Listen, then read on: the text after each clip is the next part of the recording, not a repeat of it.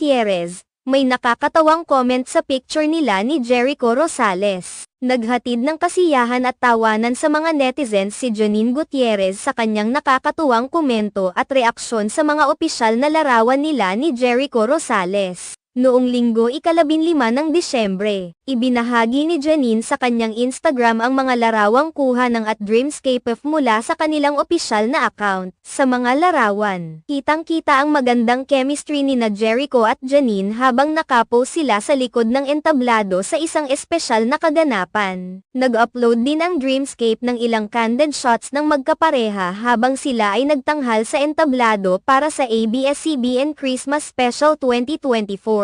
Ang ikinatuwa ng mga netizens, subalit, ay ang reaksyon ni Janine sa kanilang mga larawan, kung saan siya ay nagbiro tungkol sa kanilang serye, ang Lavender Fields. Parang hindi nagpapatayan sa Lavender Fields,